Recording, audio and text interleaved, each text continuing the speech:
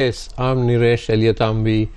The world is a very busy place these days. There's so many conflicts going on and so many things which are affecting Sri Lankans. And to describe all this and what our government is doing about this and much more is Mr. Tharaka Balasuriya, State Minister of Foreign Affairs. Welcome. Thank you. Thank you for having me. Right. So let me ask you to start off with, in Bangladesh, which is one of our neighboring friendly countries, there's a lot of unrest going on, political issues, and of course we have a lot of Sri Lankans living and working in Bangladesh. What is their situation, and are they in any danger? Are they coming back? What's going on? Niresh, at the moment they're all safe. There are 53 students, 39 of them are in Chittagong University and the rest are in Dhaka. 6 of them returned yesterday. And I think further 20 of them will be returning, I think today or tomorrow. But they are either in private residence or they are in the university, the hostels. The embassy is our High Commissioner is in touch with the students and their parents. They are all safe, and we have also ensured that they get the food and the other things which are provided when they are living in the hostels. So it's mainly the students who are rioting that are at risk of facing violence, and there are also 2,500 Sri Lankans working in Bangladesh, and our High Commissioner, their High Commission office is in touch with them, and they are living in private residence. So as far as their safety is concerned, there are no issues. Well, that's indeed good to hear, Minister. From Bangladesh, let's move to the neighboring country of Myanmar, where that issue of Sri Lankans being used as modern-day slaves continues, and there were nearly 100 Sri Lankans there. I think some of them have been able to come back. The Foreign Ministry has done a lot of work on this, and so have so many others. You visited Myanmar and Thailand just a few weeks ago. Tell us about that situation. Yeah, I visited on June, I think 13th and 14th. First I visited Myanmar, and then I had a discussion with their Deputy Prime Minister, who's also their Foreign Minister, and the Minister of Interior. Our discussions was, what the Myanmar authorities pointed out was that these the students, totaling 49 students, are in 2 camps, but they are in this area called Mawadi, which is very close to the Thai border. Whole of this area is controlled by the rebels, and so there's no direct access for the Myanmar authorities in this area. And what we understand is that there are certain Chinese entrepreneurs who are running these camps, and the numbers, what we were told by some non-governmental organizations, is as high as 100,000. So the Myanmar authorities they do have some unofficial lines of communication, so they are putting a lot of pressure on the rebels to ensure the safe return of the Sri Lankans. When you say 100,000 people are in those camps, that would be mainly, I think, Chinese and other Southeast Asians? Yes. So they have these rings, in the Middle East, and they have these rings in in some other Southeast Asian countries where they try to recruit these people. But these are, as you correctly mentioned, pretty much modern slavery. They have to endure physical punishment if they don't meet their targets, and whatever the monies they make are also, they live in these camps, so they have, let's say, if they have to get a haircut, if it's $1 outside, then it's $10 inside the camp. So whatever the monies which they make, they have to spend a high amount of that monies in order to survive in the camps. after discussing with the Myanmar authorities, we went to Thailand, and then we met with the foreign ministry officials there, again the Ministry of Interior and some other organizations. We did inform the Myanmar authorities that we will be going to Thailand, and we asked whether they have any objections in working with the in working with the Thai authorities for their quick release. We also went to this province called the Tak province, which is close the adjacent province to the Myanmar, and we met their governor and some officials from the army and DSI, which is another law enforcement authority. So they also promised us that they will use their whatever the contacts in order for the quick release of the Sri Lankans. Well, it's good to know that our government is doing its utmost to get these Sri Lankans back. But what is your advice to people who are still thinking of going over there? I mean, funny you should say that, because I think there was a case which was reported that one Sri Lankan had gone to these camps a few months earlier, maybe 3 months ago or something, and there are some unofficial reports saying that some more Sri Lankans might be joining the camps. So what we are saying is, don't get duped into this. You know, not everything is green on the other side. So some people think that, you know, because we have to go through this because of the economic crisis and everything, the pastures are far green on the other side, and not everything is green on the other side. And so if you are going to go overseas, go through the regular channels, because there are a lot of people being duped into going overseas by these Facebook and some organizations which are outside Sri Lanka. So even if you want to take legal action against them, we don't have any jurisdiction, and it's a long process. So do your research if you really want to go overseas for work, and go through the proper channels. Minister, let's move to Russia, where there's this ongoing situation of Sri Lankans who have been recruited into the Russian military, and they are fighting in the war in Ukraine. Now, tell us about that situation. How many of our people are there? Are they all trying to come back? I know nearly 500 relatives or families are asking for your help. But are there others who are there who don't want to come back? What's the situation? Yeah, I think in total 464 families came forward and said that, you know, their husbands or their brothers or the next of kin who's involved in Russia have been duped into going to Russia. But what we gathered was that these people have not been recruited by the Russian authorities. There had been a circle of a certain Sri Lankan ring, which has operated with certain rings inside Sri Lanka, and then these people have been convinced to go and join the Russian army. They have signed legitimate contracts with the Russian army, which is for a period of 1 year. And although 464 families have complained to the Ministry of Defense and to the Foreign Ministry, we are not sure whether all the 464 people would want to come back to Sri Lanka. There have been some injured, and there have been some injured, and the ambassador has gone and visited some of the injured in St. Petersburg and also in Moscow.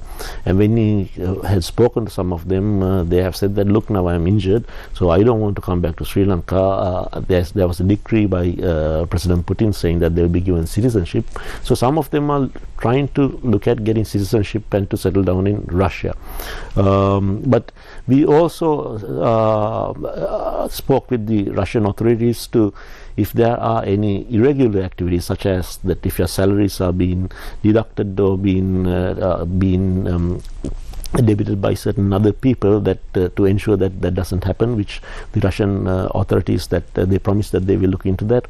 And we also spoke of the compensation for the injured and also the dead, which again the Russian authorities very clearly specified that any Sri Lankan who's injured in Russia will have the same benefits a Russian soldier gets. So we are very confident that the compensations and all of that will take place. Then we also looked at the injured people, and then they are being treated in the same hospitals that the Russians are being treated, so they have been very well looked after. And the main the area of contention was pertaining to the early release of the Sri Lankans. If some of them don't want to stay there and fight, if they want to get released from their contract, is there a mechanism to do that, which they said that they have to apply, each person has to apply to, and there's a process of getting it done.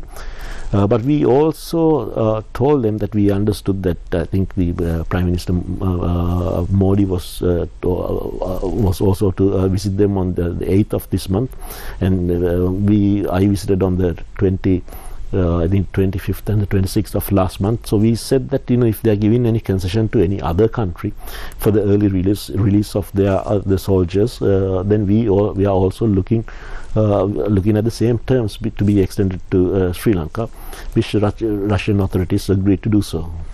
So there's some progress in Russia as well. Now you mentioned the economic hardships in Sri Lanka, which have pretty much forced a lot of people to go overseas. Tell us about the services that the Foreign Ministry is providing to such people who are going through regular channels. Well, it's actually the Minister of Foreign Employment which is mainly looking at that area. But I think when any Sri Lankan is under distress in any part of the world, whether that person has gone legally or illegally, the Foreign Ministry intervenes and see what can be done in order to get them released. So there was a situation sometime back in UAE and also in Oman, where a lot of Sri Lankans have gone to Oman and UAE on visit visas, and then they have got stranded, and then they have no income of coming back. Similar cases we have records of similar cases in Malaysia. So in such instances the Foreign Ministry intervenes on behalf of the government and sees how we can bring them back to Sri Lanka. And the ministry does provide some consular services for people who are going in regular channels. Of course, the consular section has moved to Battaramulla, and we are also in order to, let's say, if you are going overseas, in order for you to get the certificates endorsed, they come to the Foreign Ministry. So we are also digitalization the consular the office. So for example, now your education certificates, you don't need to come to the Foreign Ministry. You can apply online, and then the certificates will come to your computer, your email or whatever. Then also now we with the the Department of Registration, so that part also we have digitalized it, and we are also talking with the IOM and the Japanese embassy in order to a lot of Sri Lankans overseas are applying for things for passports. So we want to in 21 embassies in 21 missions, we want to have the biometrics the features, so that somebody can come to our mission and then give the biometrics.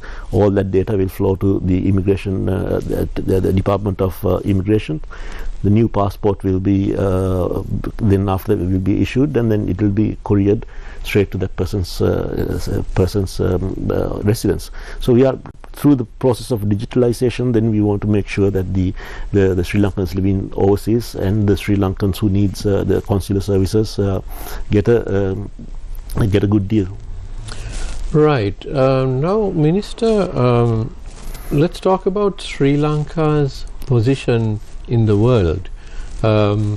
for a long time we were non-aligned, and we were in fact having a leadership role in the non-aligned movement. But the non-aligned movement now is well, not as important perhaps in the world as it was in the 60s and 70s and so on.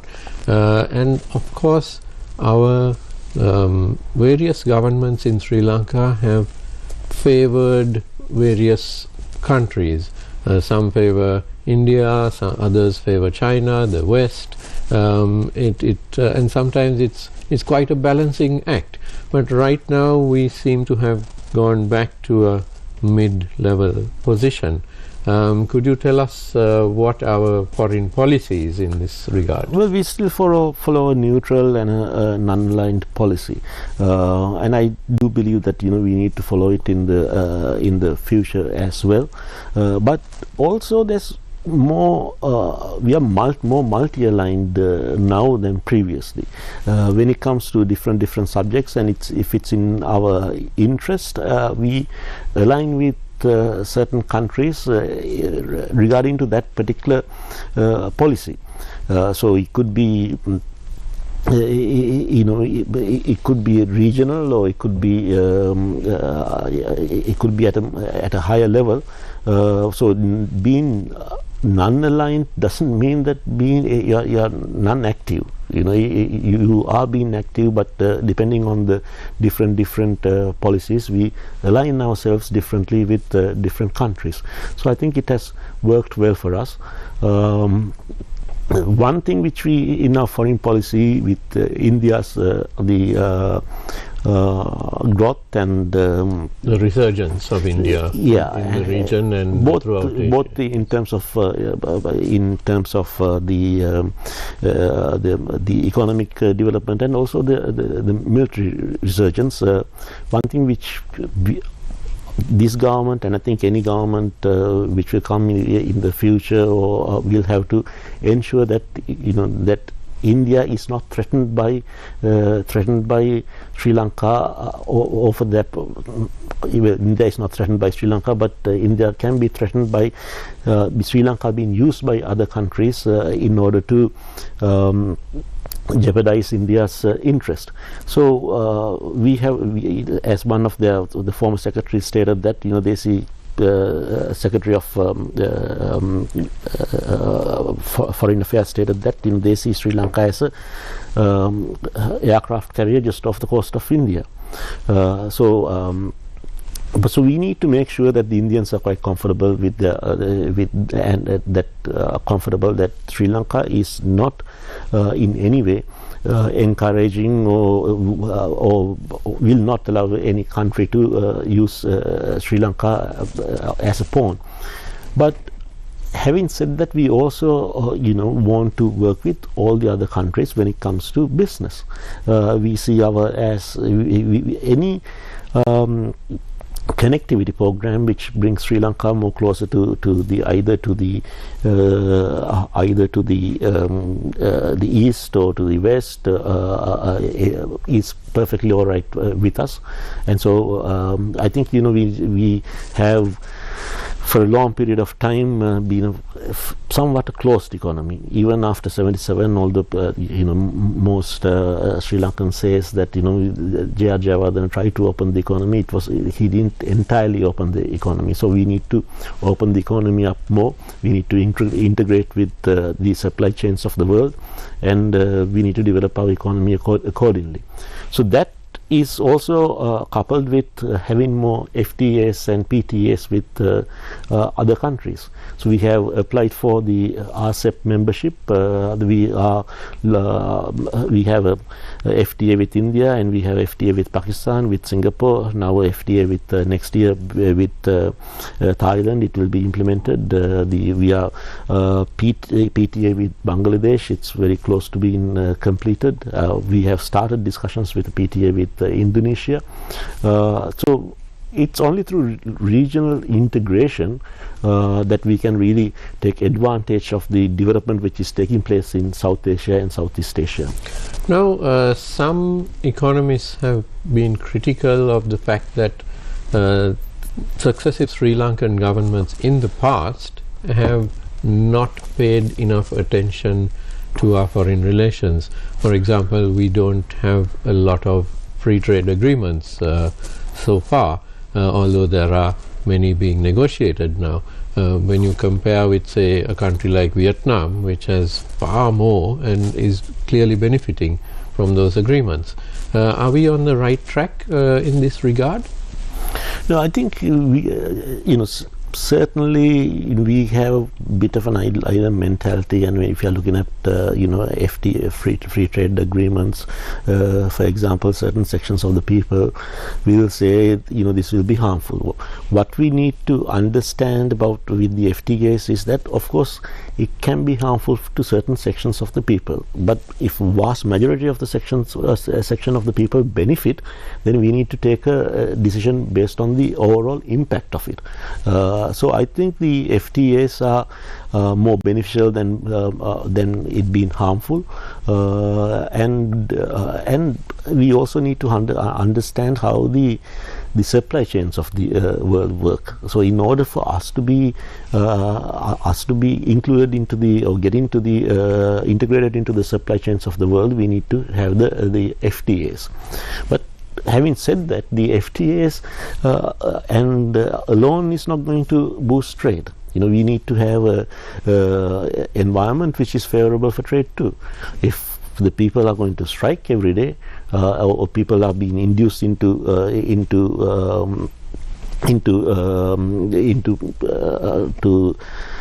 demand to increase their salary, so then that can be also self-defeating. So then there are other factors, the ease of doing business. So now let's take for example, Niresh, if you want to get a permit, let's say if you want to build a house or something, okay, how many places do you need in order for you to go and get that permit? So the ease of doing business also we have to improve. So there are other factors which we also have to look at simultaneously, not just the FTAs. FTAs is also a part of it in order for the country to develop. And also, I think the one thing which is very important is we need to have a manufacturing base, and through that manufacturing base, we need to make sure that there are technological transfers which are coming into Sri Lanka. Things such as, I think, tourism is fantastic from a cash flow point of view. There are the low-lying fruits which can be plucked quite easily, but in order for us to really develop as a country, we need to have a manufacturing based on technology. So that's where we really ought to move to. Now, you're speaking about investment, both from local side, but also foreign investment, isn't it? So, when you're talking about foreign investment, we are, as a nation, competing with all the other nations in the region. How do we actually do this in practice? Do we have teams of, say, the BOI, the EDB, and the Ministry of Foreign Affairs going out and canvassing investors? How does it actually work? It happens at different levels. Let's say even when the president goes overseas, or when the foreign minister goes overseas, or the state minister of investments goes overseas, they meet different delegations, and sometimes our ambassadors bring different delegations. Recently, the ambassador for UAE, he brought a very powerful delegation to Sri Lanka to look at the areas in certain areas in Sri Lanka which they might be interested in investing. So then also the other such as the BOI also has goes and meets certain investors, and they try to bring the delegation. So it happens at different and then the chambers are also they work very closely with the foreign ministry in order to bring certain delegations. So it happens at different levels, and I think more needs to be done in order to sell Sri Lanka's position.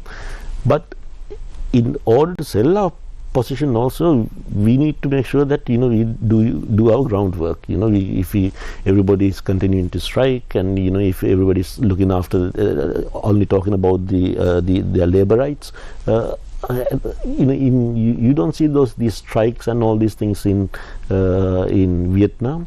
So that's why a lot of the investors are investing in Vietnam. And also, I think we need to look at the international trends. A term which is two terms which are used currently is decoupling and delinking, where certain companies do not want to put all their eggs in one basket. They don't want to. They want to invest in countries which are political allies of those countries. So, for example, a lot of the American companies which had invested in China now they are starting to invest in India, and perhaps even in the future, if they feel that they don't want to put all their investment in India, they might be looking at other countries in the South Asian neighborhood. So therefore, then we need to be prepared, and we need to be ready in order to sell Sri Lanka as a place where the investors can invest. What more do we need to do to convince investors? For example, air links with neighboring countries. Do we have sufficient air links? What about our things like our road network, our airport? How far down the road are we in actually making those attractive? I think for example, the ports are doing quite well. Even still 90% of the trade takes place in terms through shipping. So the Hambantota port and the Colombo port, there's a lot of potential for it, and then we are also looking at linking with these certain trade routes. The president was very interested in looking at this trade corridor between Kumin, Mandalaya, Rangoon, and then Hambantota, and then to Africa. But there are other trade routes which we are looking at, such as Colombo, Mumbai, and from there to Dubai, and then to Israel, and then to Europe. So I think we need to look at different trade corridors, but more than anything, I think we also need to have political stability. And if we have things such as changing, if the policies are changing, ever so often, particularly when it comes to things such as taxes and all that, it sends the wrong messages to investors, and we have to make it more investor friendly in Sri Lanka. Hold that thought, Minister, because I'd like you to elaborate on that a little bit more. But we will go in for a short commercial break, and we'll be right back.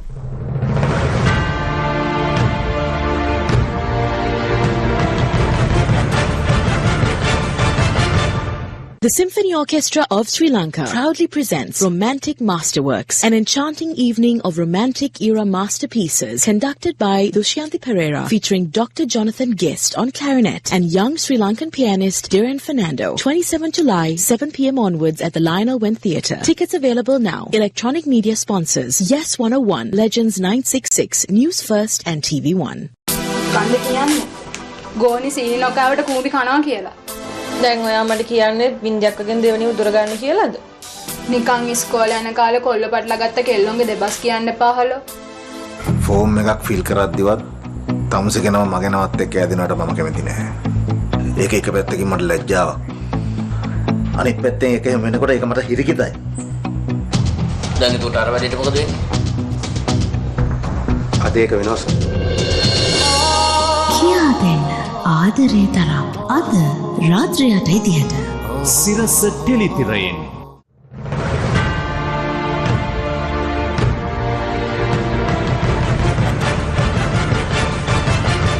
Welcome back to Face to Face. We are in conversation with the State Minister of Foreign Affairs, Tharaka Balasuriya. Minister, you mentioned the political stability, the high taxes and so on, which are all having an impact on possible foreign direct investment. Let's talk about political stability. Now we have an election coming up, the presidential election, and possibly after that, immediately after that, we would have a parliamentary election. What's the situation with regard to the political situation now?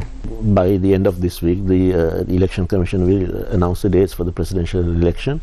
That's good to hear. And definitely the presidential election will be held on time. Thereafter, whatever party which comes into power will most likely dissolve parliament and have parliamentary elections perhaps early next year, because we have not allocated enough money for parliamentary election this year. So perhaps early next year we will have parliamentary elections.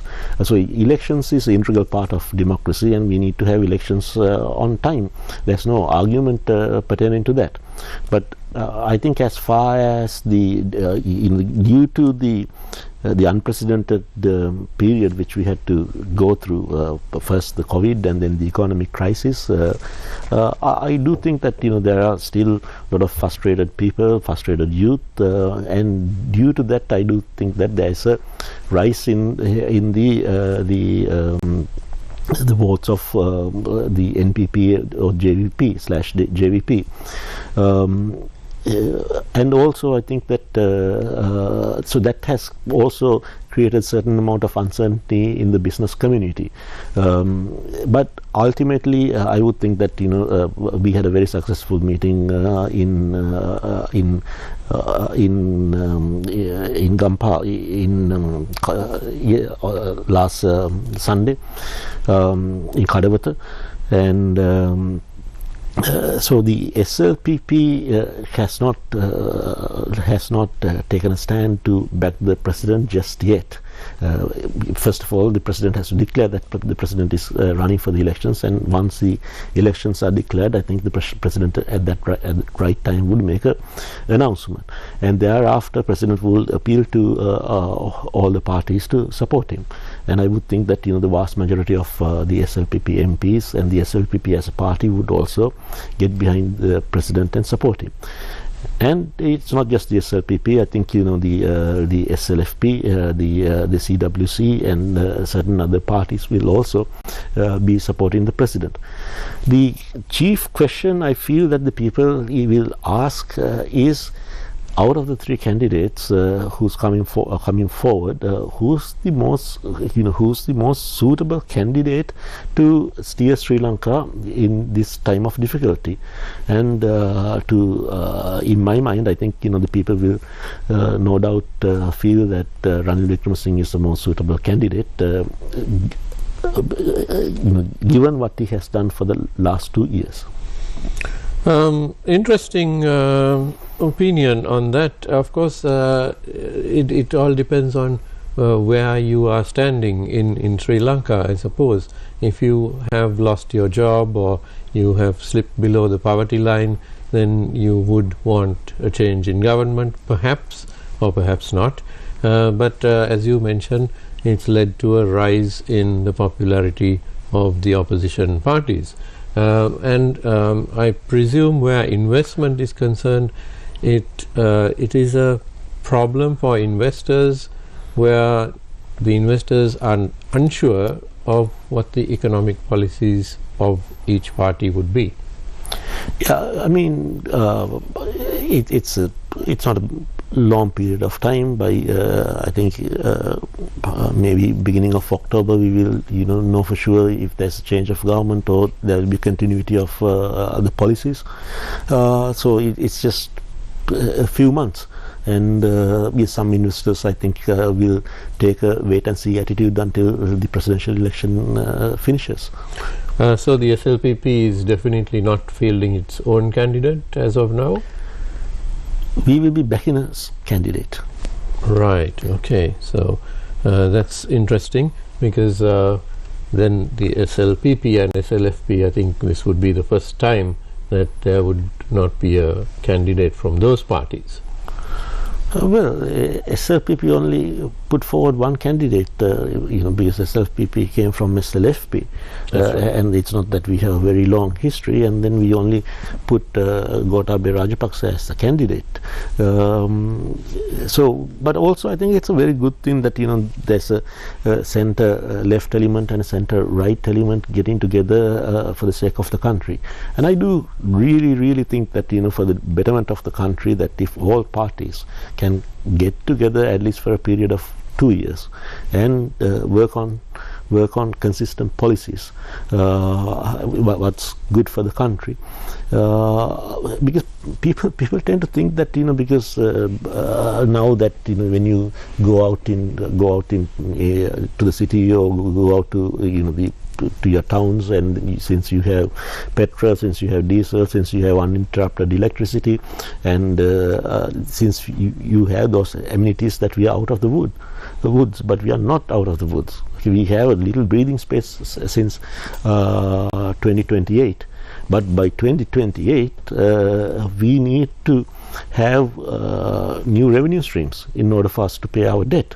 Okay, or if we fall back into the same trap, it will be much worse than before. It will be much worse than 2022. So what we have is a little breathing space. So I do think that for the sake of the country, if including the NPP, if they can come together and have, perhaps after the elections. I'm not saying we need to do that before the elections, but let's say after the elections at least. If they can come together and bring consistent policies, saying that we are going to stick to these policies for the next 5 or 10 years, it'll be in the interest of the country. Now, you mentioned earlier the high taxes which corporates have to pay, individuals have to pay, and so on. Is this an inconsistency in policy which needs to be ironed out, basically? Well, at that time, the government revenue, the tax income as a percentage, our tax income, government revenue as a percentage of GDP fell to, I think, like 7%. Okay, it was unprecedented. Only few Middle Eastern countries had a percentage lower than that, because the Middle Eastern countries didn't have to tax the people. They got revenues from other avenues. So you need that Sri Lanka's mindset is that everybody is happy until they have to pay taxes. Okay, and once they have to pay taxes, they are like okay, well, the other guy is not paying taxes, so because of that I'm not paying taxes. Or they'll make the excuse that saying that my tax rupee is not being utilized properly, so I'm not paying taxes. But either way, the underlying the thinking is that we need to somehow evade taxes. So, but countries can't develop if they don't tax. But I do also think that what's happening is the people who are being taxed are being further burdened. So what we need to really do is broaden the tax tax web. Then more and more people will be taxed, and then the percentage of tax, the percentage which are being taxed, can be reduced. So the high taxes, I think, are mainly because we need to improve the revenue situation. But I do feel that if once the revenue situation increases, that certainly let's say taxes on certain things like the educational items and will be eased. Right, and you also mentioned the strikes which are taking place quite frequently now, mostly in the government sector. But this is something that we tend to see when an election is coming up, isn't it? Yeah, I mean, the strikes have reduced after the JFP said that they will not be instigating any strikes. Okay, but so you can quite clearly see which party has been behind all these strikes. And now I think the NPP and the JPS talk of Singapore, talk of South Korea, talk of talk of Germany and other countries. But you need to have good worker representation. Now, for example, I think in Germany there are certain laws which says that if there are certain number of employees, then the labor organizations get certain positions in the board of directors of that company. That's right. Okay? So that's a fair mechanism to go by. But when you have strikes, and when those strikes are just for political purposes, I think it's very detrimental to the country. Now, take the case of education. Okay, in no country where we have a situation where the teachers certainly demand that their salaries be increased in certain different forms, but no country did we have a situation where where the teachers are not teaching the students. And what happens if you're not teaching the students? Okay, so even in areas like my constituency, Kegol, you have a lot of now international schools coming up. So the people who are advocating, saying that you need to protect the free education by striking and getting these teachers to strike. One thing is they are jeopardizing the future of the youth in the children in Sri Lanka. In another way, they are also putting bearing free education, but slowly but surely they are bearing free education by giving room for other institutions such as private institutions like international schools to come, and the wealthy will certainly be looking at sending their children to international schools and not to the public schools, because if the teachers are striking all the time, there's no point of sending them to public schools. Interesting thoughts indeed. I'd like to get back to the international situation where Sri Lanka is concerned, and where how do other countries view Sri Lanka? Now, you mentioned that we have a bit of an island mentality. That is of course true, but we aren't really a small island. I was looking up the statistics, and we are the 25th largest island in the world, which means we are quite large. We have the 61st largest population out of nearly 200 countries, so that's certainly not a small country. Yeah. It's more of a mid-sized country, and in terms of GDP we are the 79th. And in terms of the military, we are the 14th largest military. So we do have quite a place in the world, actually. But of course, with the bankruptcy situation, our reputation took a big hit. But where would you like to see Sri Lanka positioned in the world? Well, I mean, the way I see it, it's not it's a continuous thing. Just because, let's take take for example Singapore in most indexes are number one, except perhaps for democracy, but I think they are pretty much other indexes, they are number one.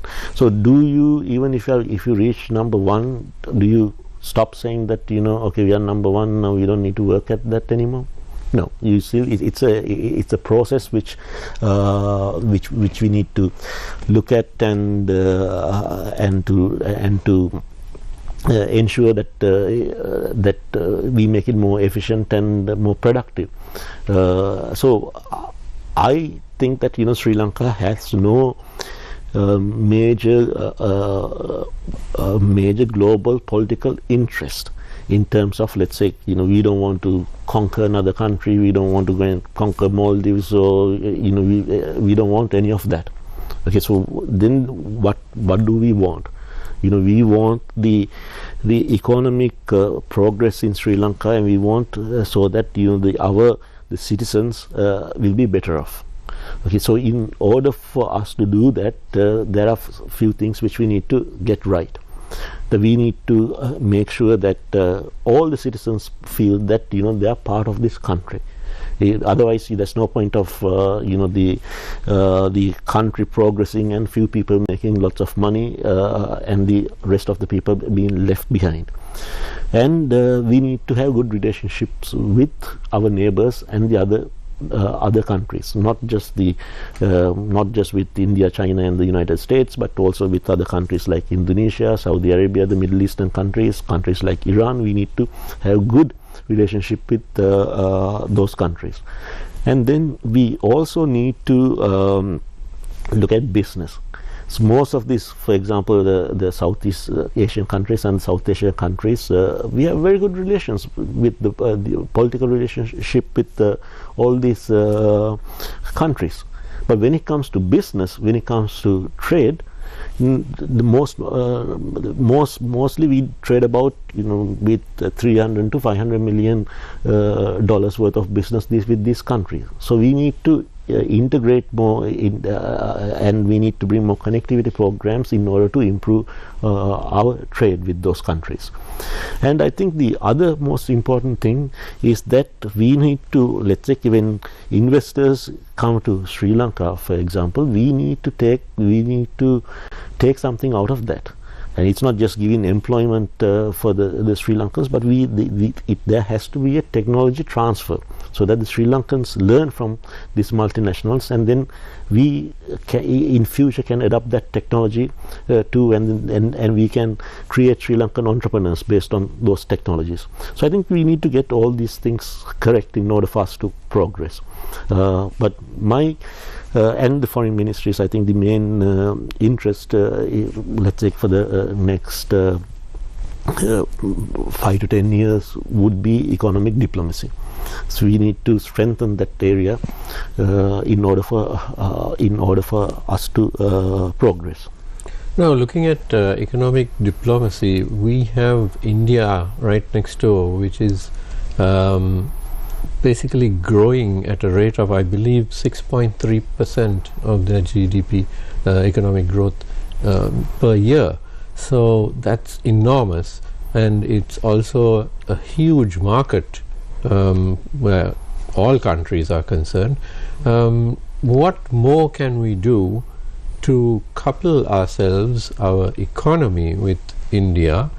Forget the politics of it, whether you like India or not, it's right next door, and it's a huge market, and Indian businesses have that capability of investing in significant sums of money into Sri Lanka.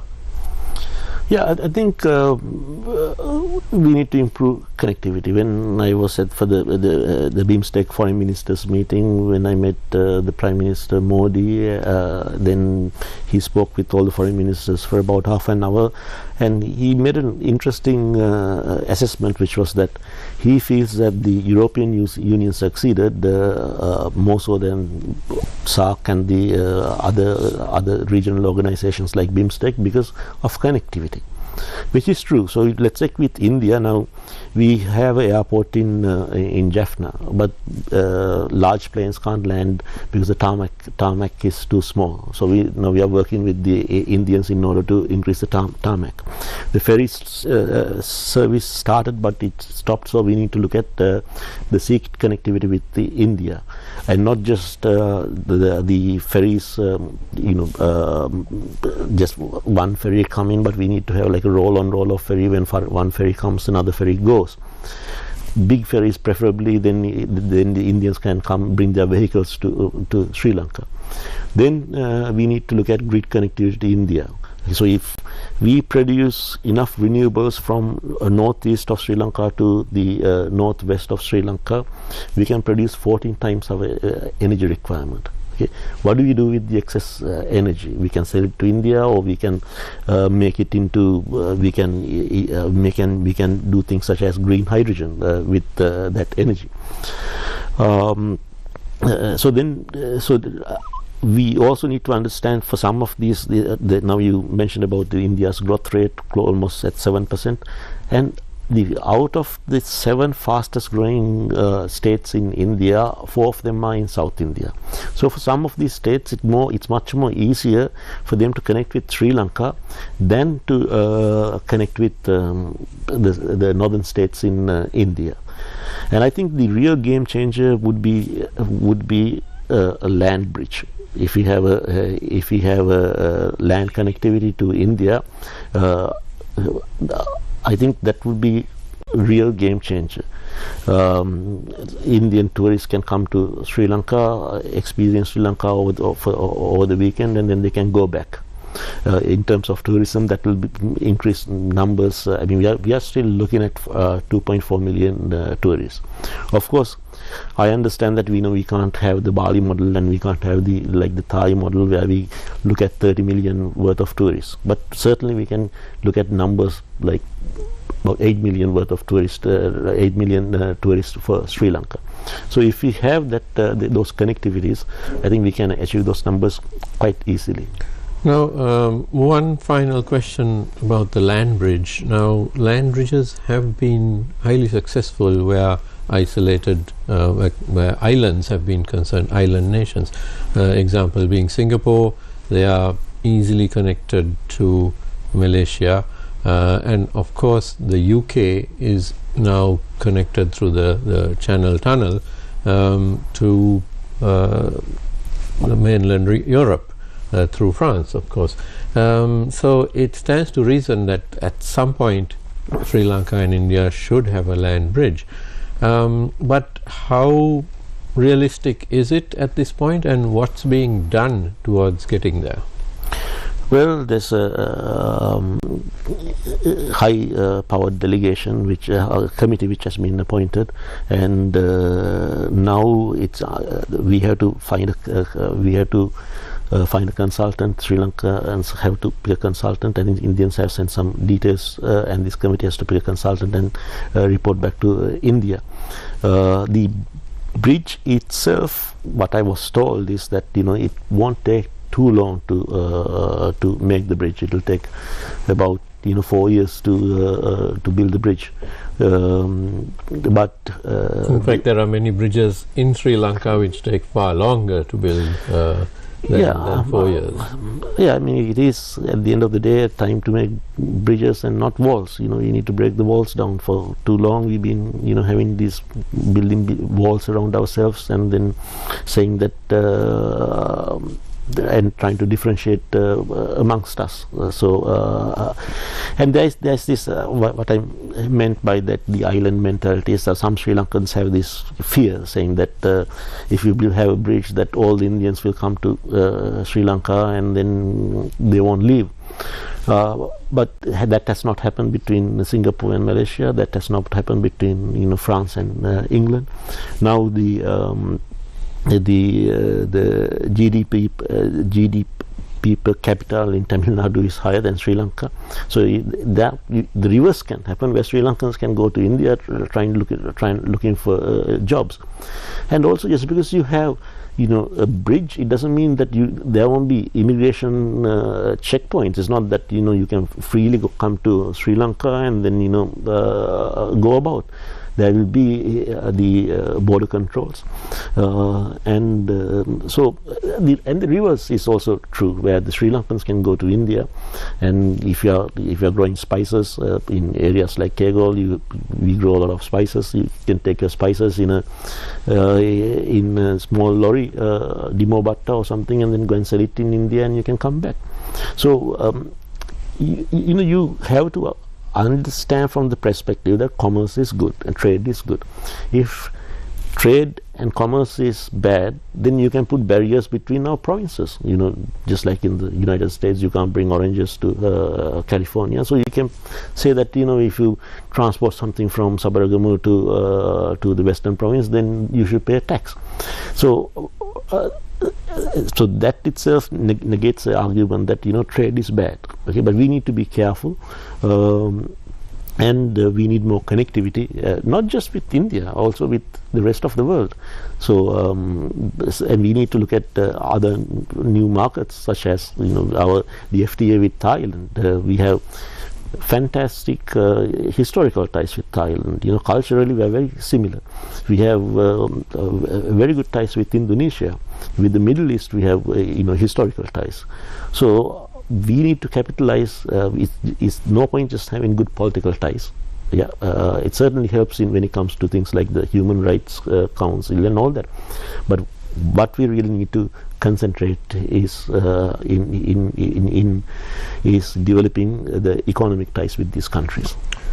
Minister Tharaka Balasuriya, State Minister for Foreign Affairs, it's been a pleasure having you once again. Thank you very much for taking the time to appear on Face to Face, and we hope to have you back soon to elaborate more on everything that's going on in the world around us. And now I'm afraid we are out of time. Thank you very much to all of you at home who have been watching. Don't go away, the news is coming up next. Have a good evening.